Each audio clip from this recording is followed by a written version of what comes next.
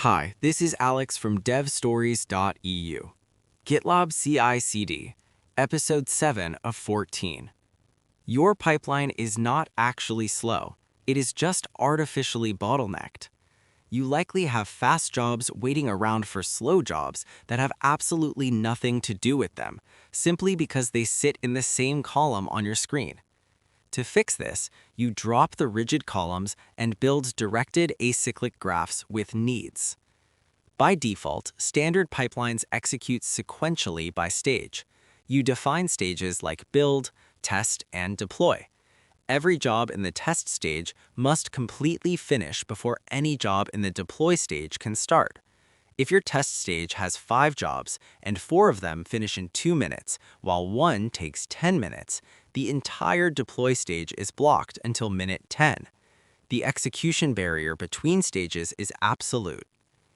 The needs keyword breaks this barrier. It allows you to define explicit relationships between jobs, shifting your pipeline from a strict sequence to a directed acyclic graph. When you use the needs keyword in a job definition, you tell the system exactly which previous jobs must finish before this one starts. The moment those specific dependencies succeed, your job triggers. It stops waiting for the rest of the stage to clear. Consider a monorepo containing both a front-end and a back-end. Your back-end build and test jobs are fast, taking about 2 minutes.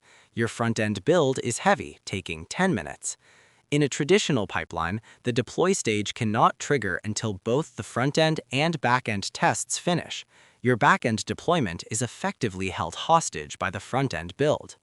Here is the key insight.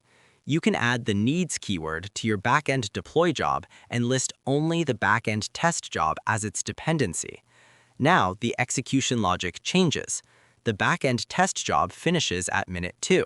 The back-end deploy job sees that its explicit dependency is met and starts immediately. It completely ignores the fact that the front-end build is still running for another 8 minutes. The stages still exist for visual organization and the user interface, but the actual execution order is now dictated by the graph you built. To set this up, you add the needs keyword to a job and provide an array of exact job names. There's a secondary benefit here regarding data transfer. Normally, a job downloads artifacts from all successful jobs in previous stages. When you use needs, artifact downloading becomes targeted. Your job will only download artifacts from the specific jobs listed in the needs array. This prevents your back-end deploy job from downloading massive, irrelevant front-end assets, saving even more time during job initialization. If you require a job to start immediately when the pipeline is created, bypassing all stage delays, you can pass an empty array to the needs keyword, telling the system the job has 0 dependencies, pushing it to execution at second 0. The true value of a directed acyclic graph is decoupling independent workflows within a single pipeline.